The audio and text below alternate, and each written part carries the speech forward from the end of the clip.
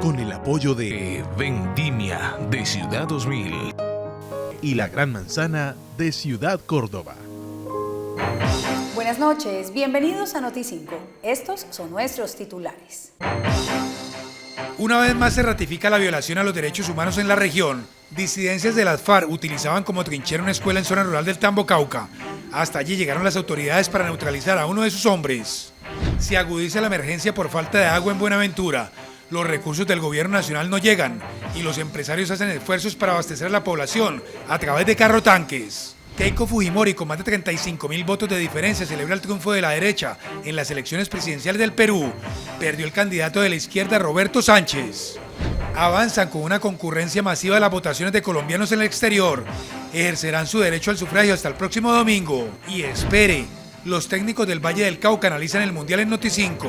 Se refieren a las expectativas a pocas horas del debut de Colombia frente a Uzbekistán, partido que se jugará mañana a las 9 de la noche.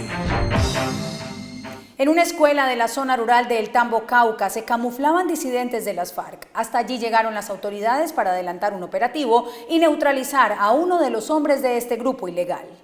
En esta escuela de la vereda El Filo, el subversivo instalaba minas antipersona para evitar que militares llegaran a este centro de operaciones al servicio de alias Iván Mordisco. Estos terroristas dormían y acampaban en el coliseo del sector al lado de la escuela del Filo, evitando de esta manera que nuestros niños pudiesen ir a estudiar y pudiesen continuar con su vida normal. De acuerdo con la información oficial, desde este punto se coordinaban acciones contra la fuerza pública y se facilitaría la movilidad de integrantes del grupo armado, así como el transporte de armas y otros elementos relacionados con actividades ilícitas. Las investigaciones también indican que alias Totoró presuntamente intimidaba a habitantes de las veredas Huisitó y La Emboscada para promover azonadas y obstaculizar los operativos militares en la zona. Durante la operación, desarrollada con el apoyo de la Fuerza Aeroespacial Colombiana, fueron incautadas 12 granadas adaptadas para drones, 200 minas antipersonal, 150 artefactos explosivos improvisados y 57 uniformes de uso privativo de las fuerzas militares.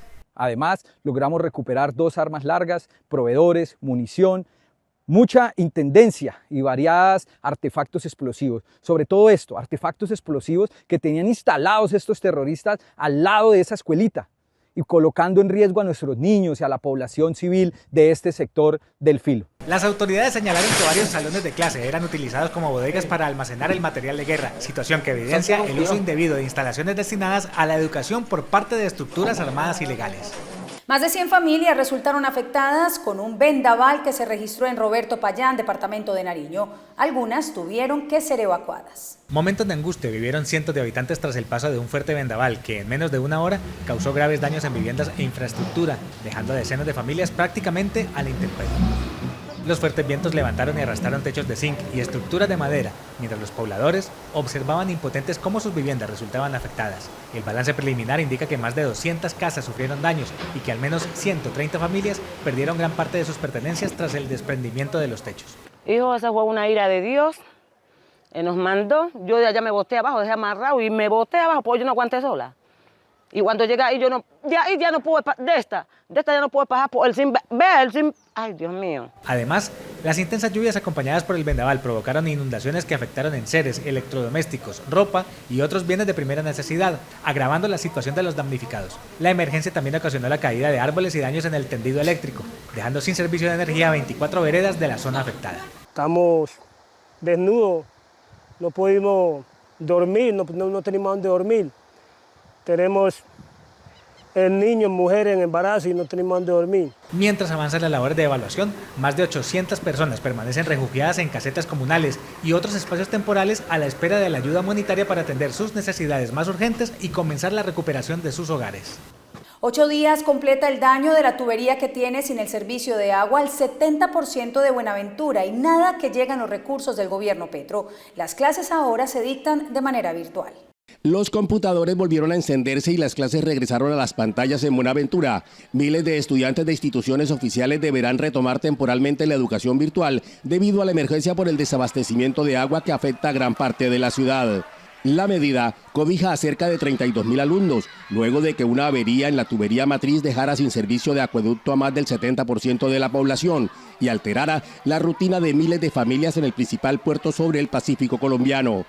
La decisión fue adoptada por las autoridades educativas para garantizar la continuidad del calendario académico mientras avanzan las labores de reparación de la infraestructura afectada y se restablece el suministro de agua en las instituciones educativas. Esperamos a que del día de hoy hasta el 21, con todo, digamos, la organización administrativa, técnica y financiera que se tiene en el distrito, podamos restablecer lo más pronto posible el servicio del agua, que permita, entre otras cosas, luego fortalecer ya en la presencialidad todos estos ejes temáticos que están desarrollando en las casas los estudiantes por directriz pues, de los consejos directivos de los establecimientos educativos.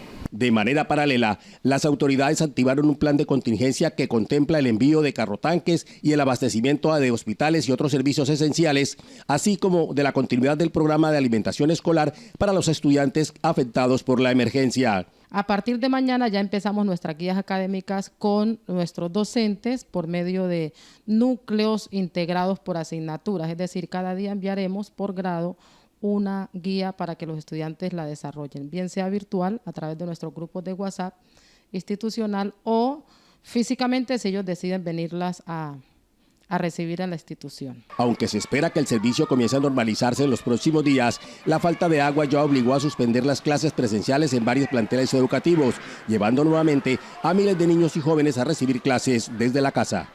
El sector privado y varias entidades se unieron en la ciudad Puerto para poder abastecer con el líquido a los usuarios a través de carrotanques. La Administración Distrital de Buenaventura sostuvo una reunión con representantes de los gremios económicos, turísticos y productivos de la ciudad para coordinar acciones que permitan mitigar los efectos de la emergencia por la falta de agua potable, una situación que ya completa 9 días y sigue afectando a miles de sus habitantes. Durante el encuentro se definió una hoja de ruta conjunta para atender la contingencia y fortalecer las estrategias de abastecimiento mientras avanzan los trabajos para restablecer el servicio. Todo esto en medio de las dificultades económicas que atraviesa la ciudad y a la espera de los recursos anunciados por el gobierno nacional para enfrentar la emergencia. Yo escuché muy bien a la viceministra de Agua que dijo claramente que el gobierno nacional tenía unos recursos para el acueducto de Buenaventura, pero no sé si por procedimiento administrativo, pero acá a nosotros no nos ha llegado un peso todavía. Como parte de las medidas adoptadas, la alcaldía designó a los secretarios de despacho como enlaces directos con las comunidades más afectadas, con el propósito de gestionar y coordinar la entrega de recipientes con agua potable en los sectores que enfrentan mayores dificultades por la suspensión del servicio. Y con ellos vamos a seguir una ruta para mirar cómo podemos avanzar en el sector comercio, cómo podemos avanzar y cómo ellos nos pueden apoyar, tanto en la venta de carrotanque cuando sea para comprar, que sea en horarios diurnos, porque nos estamos trasnochando, sobre todo los comerciantes, esperando que un carrotanque llegue a la 1, 2, 3 de la mañana, porque así es que paran un día entero en el punto de llenado. 3 que tiene la SA, 2 de la alcaldía distrital, 2 de la gobernación del Valle, 1 que permanece y otro que nos apoyó 2 días con el llenado del agua potable. Están los 2 carrotanques de la Defensa Civil del Valle del Cauca, 2 carrotanques de la Unidad de Gestión de Riesgo, 1 carrotanque de la Sociedad Portuaria y 1 carrotanque de la Armada Nacional. Las autoridades locales señalaron que la emergencia podría extenderse hasta el próximo domingo, mientras continúan las labores de reparación de la infraestructura dañada que provocó la interrupción del servicio. Entre tanto, la comunidad continúa afrontando las consecuencias de la falta de agua potable, una situación que ha impactado hogares, establecimientos comerciales e instituciones educativas y diversos sectores productivos del distrito.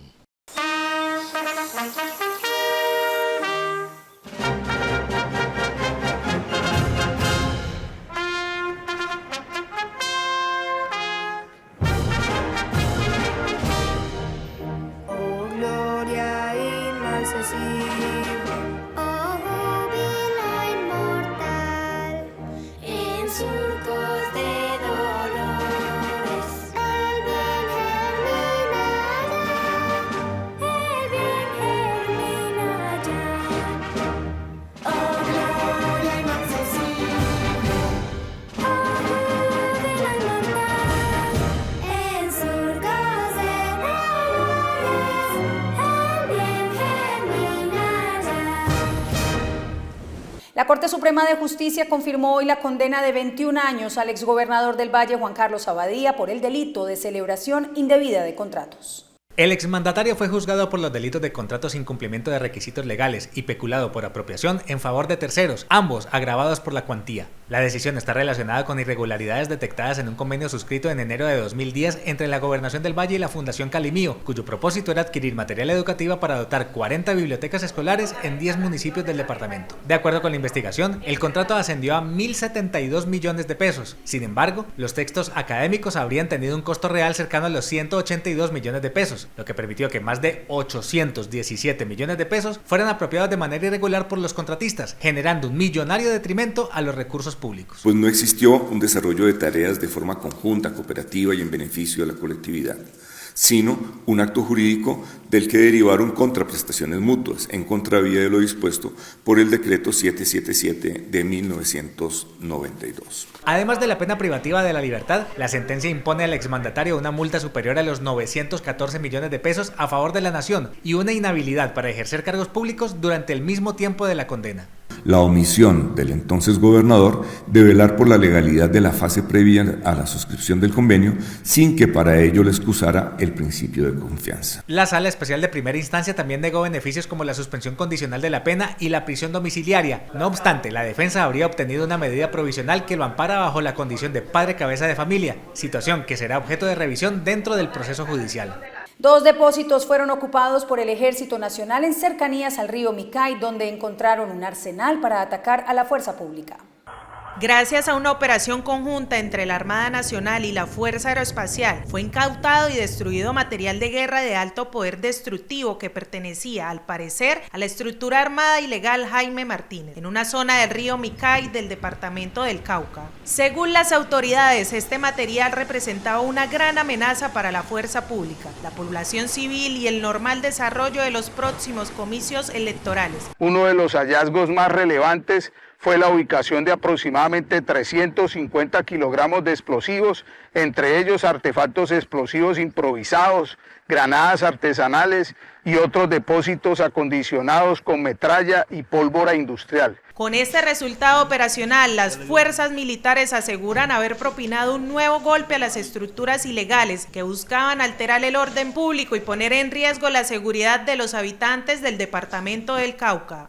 Keiko Fujimori, representante de la derecha, fue confirmada como virtual presidenta del Perú. Con el 99,082% de los escrutinios vence a Roberto Sánchez, el candidato de la izquierda, con una diferencia de 35.000 votos. Tras casi 10 días de recuento de votos, Keiko Fujimori es virtualmente la primera mujer presidenta del Perú. Con un 99,082% de las actas escrutadas, Fujimori se consolida con poco más del 50% de los votos, mientras su rival Roberto Sánchez quedó a 35.524 votos por detrás. El Jurado Nacional de Elecciones del Perú aclara igualmente que la proclamación oficial del nuevo presidente podría tomar hasta mediados del mes de julio. Por el momento, la ONPE de Perú recuerda que el plazo máximo para la proclamación es en julio, pero el país andino dividido entre la derecha y la izquierda escogió a Fujimori. Hoy, durante la presentación del libro de Germán Vargas Lleras, su hija ratificó el deseo de su padre de ver a Abelardo de la Espriella como presidente de los colombianos. Segmento de opinión en Noti5. Dijo mi papá en sus múltiples columnas, él siempre habló de llegar unidos a las elecciones. Eso lo dijo desde el año pasado, mucho antes de que iniciara la contienda electoral, como lo hemos visto en los últimos meses, mucho antes de la consulta. Y hoy tenemos a Abelardo de la Espriella como nuestro candidato. El partido Cambio Radical lo está apoyando, tanto como nosotros, y yo creo que la mayoría de los colombianos. Y esperemos que pueda tener una victoria este próximo domingo, que además el gobierno Petro y el candidato Iván Cepeda respete y legitimice las elecciones de este domingo. Hola, soy un man sano, un experto en inversiones sanas, y hoy voy a aconsejarte cómo invertir de la manera más sana. La inversión más sana es construir en los lotes de la Gran Manzana de Ciudad Córdoba. Muchos de nuestros clientes han hecho lo más sano. Han invertido en otros de nuestros proyectos para varios tipos de negocios: alquiler de vivienda, comercio o rentas cortas. Recuerda lo que un man sano te aconseja: la inversión más sana es la que multiplica tus finanzas. Invierte hoy mismo en los lotes de la Gran Manzana.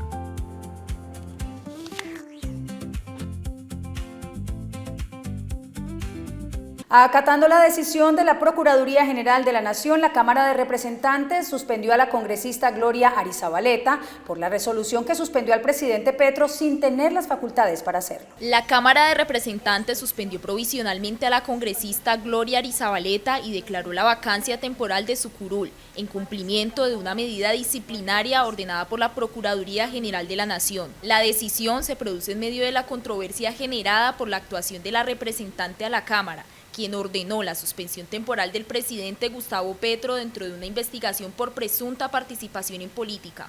Según la resolución expedida por la mesa directiva de la Cámara, la suspensión de Arizabaleta se mantendrá hasta el próximo 20 de julio de 2026, fecha en la que concluye el actual periodo constitucional del Congreso. Entre tanto, se adelantarán los procedimientos administrativos correspondientes para atender la falta temporal y definir la situación de la curul. La Procuraduría argumentó que la medida busca garantizar el debido proceso dentro de la investigación disciplinaria y preservar el cumplimiento de las competencias establecidas para la Comisión de Investigación y Acusación de la Cámara de Representantes.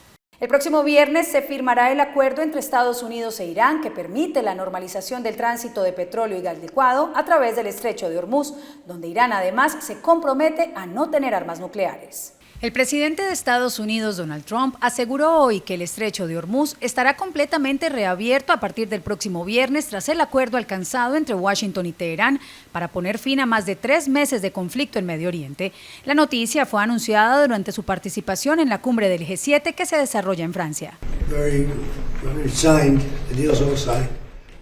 Me complace mucho decir que el acuerdo está firmado y el estrecho ya está parcialmente abierto. Como saben, están buscando un par de minas que ya han encontrado, pero esencialmente los barcos comenzarán a salir ahora el viernes. Estará completamente abierto. Según información confirmada por funcionarios de ambos gobiernos, Estados Unidos e Irán ya firmaron de manera electrónica un memorando de entendimiento que establece una hoja de ruta para el cese de las hostilidades, la reapertura gradual del estratégico corredor marítimo y el inicio de nuevas negociaciones técnicas. La firma protocolaria del acuerdo está prevista para este viernes en Suiza. Nos llevamos muy bien con Irán. Es un grupo diferente de líderes. Como saben, el primer grupo se fue, el segundo grupo se fue y encontramos que el tercer grupo era muy inteligente, fuerte, muy inteligente, pero terminamos haciendo un trato. El estrecho de Hormuz es uno de los pasos marítimos más importantes del mundo para el transporte de petróleo y gas. Su cierre parcial durante la guerra generó preocupación en los mercados internacionales y presionó al alza los precios de la energía. Aunque algunas embarcaciones ya comenzaron a transitar nuevamente por la zona, la normalización total del tráfico marítimo aún tomará tiempo debido a las condiciones de seguridad y a varios aspectos pendientes dentro del acuerdo. El petróleo se está desplomando y el mercado de valores se está disparando como un cohete, hoy como un número récord. Y el petróleo ha sufrido su mayor caída y estamos en cifras bajas. Todavía no hemos vuelto del todo, pero nos estamos acercando a las cifras que teníamos antes de que todo comenzara. Y lo principal es que Irán no tendrá un arma nuclear.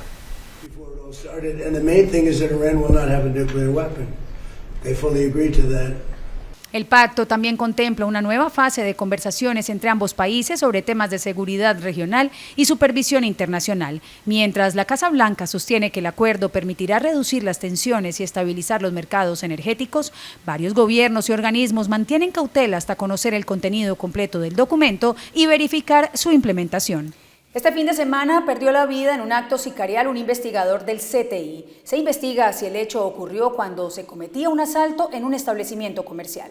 Las autoridades avanzan en la investigación del asesinato de Pedro Antonio Ordóñez, funcionario de la Fiscalía General de la Nación, quien fue atacado a disparos en hechos que serían materia de investigación y que preliminarmente estarían relacionados con un intento de hurto. De acuerdo con las primeras versiones, el investigador se encontraba en un almacén de repuestos ubicado en el noroeste de Cali, cuando fue interceptado por un hombre armado. Al percatarse de la situación, intentó ponerse a salvo ocultándose detrás de uno de los mostradores del establecimiento. Sin embargo, el agresor accionó su arma y lo hirió de gravedad.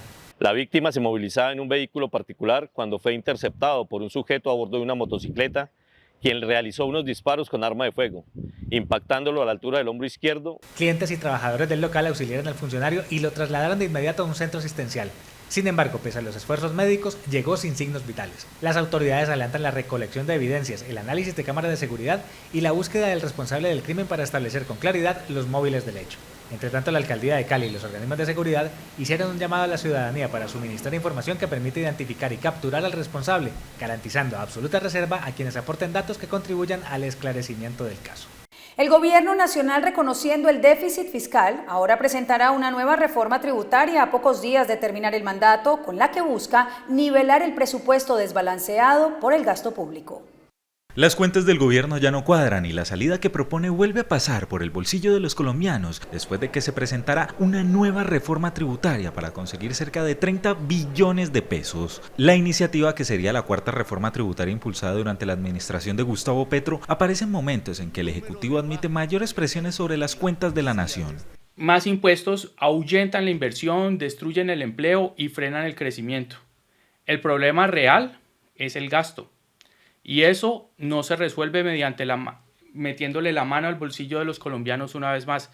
Tenemos que recortar el gasto para poder resolver el problema de las finanzas públicas en Colombia. Proyecto que nuevamente recibe críticas sobre el manejo de las cuentas de la nación, ya que mientras el gobierno insiste en que necesita más ingresos para cubrir el déficit, diversos analistas consideran que el ajuste debería estar acompañado de medidas orientadas a contener el gasto estatal y mejorar la eficiencia del presupuesto. Con la instalación del nuevo Congreso, el gobierno radicará una nueva reforma tributaria que busca recaudar 30 billones de pesos.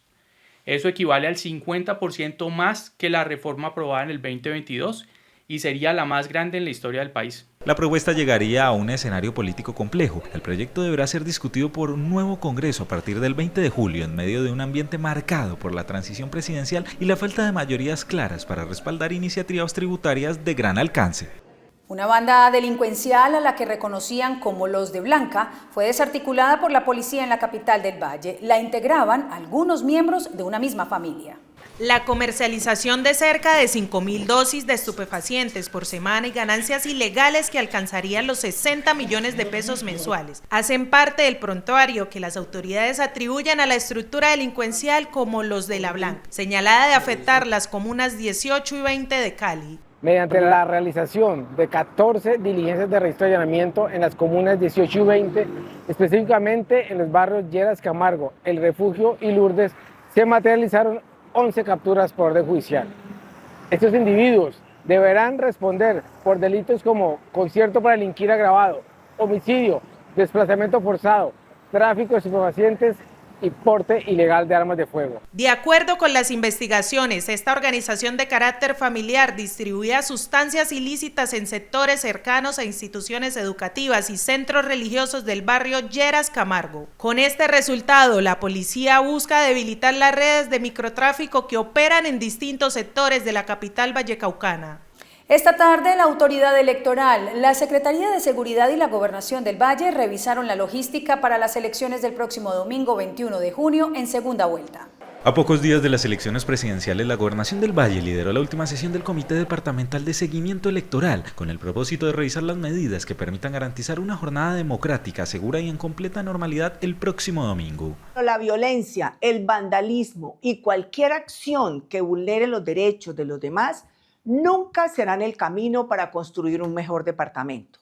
Por eso no permitiremos que bajo ninguna bandera política se instigue a la destrucción, al caos o al miedo. Durante el encuentro, autoridades civiles, militares, policiales y organismos de control evaluarán los dispositivos de seguridad, los planes de contingencia y el despliegue institucional que estará activo en los 42 municipios del departamento para acompañar el desarrollo de las votaciones. Frente a quienes promueven estas acciones, actuaremos con toda la firmeza de la ley y no dudaremos en denunciarlos. Desde la administración departamental se reiteró el llamado a la participación ciudadana y el respeto por el proceso democrático, al tiempo que se destacó el trabajo articulado entre las diferentes instituciones encargadas de velar por la transparencia y seguridad de los comicios. Avanzan de manera organizada las votaciones en los 67 países habilitados para que los colombianos ejerzan su derecho al voto hasta el próximo domingo. Desde ayer, 15 de junio, comenzó la jornada de votación para los colombianos residentes en el exterior que participarán en la segunda vuelta de las elecciones presidenciales. De acuerdo con la Registraduría Nacional, un total de 1.414.661 ciudadanos están habilitados para ejercer su derecho al voto en 253 puestos de votación distribuidos en 67 países. La jornada se extenderá hasta el próximo 21 de junio, permitiendo que los connacionales sufraguen durante toda la semana en los consulados y puntos autorizados. Ningún contratiempo en todos los 67 países, 116 consulados en los diferentes países donde hay representación diplomática en Colombia. Las autoridades electorales recordaron que los ciudadanos pueden acudir a las urnas entre las 8 de la mañana y las 4 de la tarde, de acuerdo con el horario local de cada país. Además, recomendaron no esperar hasta los últimos días de la jornada para evitar posibles congestiones y facilitar una participación más ágil. Los resultados preliminares de la votación en el exterior serán divulgados el próximo 21 de junio, una vez finalice la jornada electoral tanto fuera como dentro del país. Grupo WAS, Cobertura Nacional, West Army Security, WAS Service Technology y Fundación Adelita. 25 años brindando respaldo y garantía con nuestro profesionalismo. Grupo WAS, protegemos, servimos y construimos futuro. Vigilado Supervigilancia.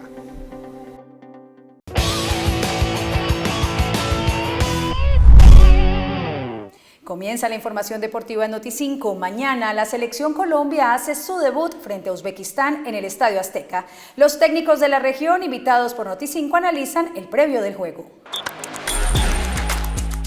La selección Colombia ya se encuentra en Ciudad de México, donde ultima detalles para su debut en la Copa Mundial de la FIFA frente a Uzbekistán. El equipo dirigido por Néstor Lorenzo fue recibido por los aficionados colombianos en la capital mexicana, donde el optimismo y la expectativa acompañan la llegada del combinado nacional a una nueva cita orbital. Vamos a ganar, Colombia gana mañana obviamente y vamos a ganar con Portugal y los demás partidos. Estoy esperando lo que está esperando todo Colombia, que haga un buen papel y que mañana pues con el equipo que tiene el juego haga un buen papel y sea uno de los suramericanos que gane. Creo que como se ha mostrado hasta ahora, creo que tiene buenas posibilidades de por lo menos de llegar a los cuartos de final. Pues por lo que ha demostrado hasta ahorita me parece muy bien, sé que va a ser algo bueno, mañana el partido va a estar interesante. Este mundial me parece un mundial de sorpresas. Nosotros podemos ser la gran sorpresa y siempre hay que tener fe y más que todo tener fe en lo nuestro, ¿no? Si no nos tenemos fe nosotros, pues nadie va a venir a creer en lo nuestro. Y respecto a la participación de Colombia, nosotros tenemos figuras de talla internacional como Lucho Díaz, entonces no vamos confiados, pero vamos con mucha fe en nosotros. Yo pienso que si Colombia entra decidido a atacar al equipo contrario y tenemos un orden táctico, técnico-táctico, podemos hacer las cosas bien y podemos tener... Colombia afrontará su primer compromiso este miércoles a las 9 de la noche en el Estadio Azteca, frente a una selección que disputará su primer mundial de mayores y que buscará convertirse en una de las revelaciones del torneo. Los cafeteros esperan iniciar con pie derecho su camino en la competencia y responder a las altas expectativas de una afición que sueña con una destacada actuación en el certamen más importante del fútbol mundial. Y hoy uno de los favoritos para imponerse en la cita orbital, Francia, venció con autoridad a Senegal 3-1. El exjugador de la selección Colombia, Harold Lozano, tiene la visión del juego. Ha sido un partido, pues, al principio un poco enredado, pero dentro de lo que cabe sabíamos que Francia es una potencia y si a Francia le da ventaja, pasa lo que en el segundo tiempo aconteció. Y pues puedo decir que Francia sigue siendo uno de los favoritos para todos y demostró el por qué tiene esa calidad de jugadores que en momentos definitivos te generan ese tipo de juegos y te crean opciones muy claras. Entonces yo creo que para mi concepto, yo creo que Francia va a ser el equipo que va a llegar a la final, diría yo. Entonces, pero al principio enredado, como te digo, pero yo creo que ya después resolvió como tenía que ser. Los invito muy cordialmente a estar pendientes de Noti5, no solamente en su lenguaje normal de noticias, sino también en la parte deportiva. espero estar presente en muchos capítulos para narrar lo que he sentido del Mundial. Estaremos tratando de acompañarlos en toda esta transmisión del Mundial y estar pendiente no solamente de Colombia, sino de toda esta gran fiesta del fútbol. El aporte de todos y de acuerdo a los partidos que se están pasando y se analicen. Voy a estar acompañándolos en Noti5 en el análisis de algunos de los partidos del Mundial. Estaremos ahí. Estaré por Noti5 dando unos análisis para el fútbol. Espero que me sigan, que nos ayuden y que nos den la energía positiva a todos nosotros. La Copa Mundo se juega en Estados Unidos, México y Canadá. Los partidos del campeonato más importante de selecciones lo analizan los que lucieron con orgullo la camiseta de la tricolor, técnicos y jugadores de la región, con los comentarios del Mundial en Noti5. En la medida que avanza el calendario mundialista, se deja ver el nivel de juego en cada uno de los grupos. El estratega, ex técnico de la Selección Colombia Femenina, Nelson Abadía, opina en Noti5. Ha sido un mundial muy táctico, muy estratégico, donde los equipos llamados a tener una performance bastante alta no la han tenido en este inicio de torneo. Pero lo más importante es ver cómo equipos que recién llegan a los mundiales están mostrando avances importantes y más en la parte estratégica. Nos ha mostrado que pese a que haya muy buenas figuras en los equipos llamados a tener trascendencia, pues hay equipos que también con su estrategia han maniatado a esas figuras. Y eso para mí es el aspecto que lleva el Mundial en este momento. Después pienso yo que va a tener una trascendencia diferente por la exigencia ya del torneo. Y para mí las selecciones nuestras, el caso de Brasil, encontró una Marruecos que viene en una evolución bastante alta. Encontramos un Ecuador que tuvo un primer tiempo muy bueno, pero un segundo tiempo en que cayó. Encontramos después a un Paraguay que nunca se encontró en la cancha, que Estados Unidos lo pasó por encima. Y para mí Uruguay, de los que Sudamérica que ha llegado, es el equipo que mejor ha mostrado en el segundo tiempo de ayer. Y mostró un equilibrio importante y se vio el cambio que hubo en el camerino en el primer tiempo. Y eso es importante, pero yo estoy tranquilo porque Sudamérica siempre ha tenido y siempre va a tener esos jugadores de desequilibrio, esos jugadores que son espectáculos. La Selección Colombia de pesas se concentra en Cali para afrontar el Campeonato Mundial Junior que se cumplirá desde el 5 de julio en el Coliseo El Pueblo. A menos de un mes del inicio del Mundial Junior de levantamiento de pesas, la preselección Colombia ya adelanta su concentración en Cali, donde ajusta los últimos detalles de cara a esta competencia internacional que reunirá a delegaciones de cerca de 70 países. Mis expectativas para este mundial es participar en la categoría de la 69, buscando mejorar mi marca a 80, 85 y en envión a un 107, 110. Un total de 26 deportistas integran el grupo de trabajo que se prepara en la capital vallecaucana. De ellos, 16 serán los encargados de representar al país en el certamen que se disputará del 4 al 11 de julio en el Coliseo del Pueblo. Me siento muy contento, me he venido preparando muy bien y pues me siento muy fuerte. El Valle del Cauca también tendrá una destacada participación en este proceso, con 5 pesistas que hacen parte del último ciclo de preparación del seleccionado nacional y que buscarán asegurar un lugar en el equipo definitivo para el campeonato.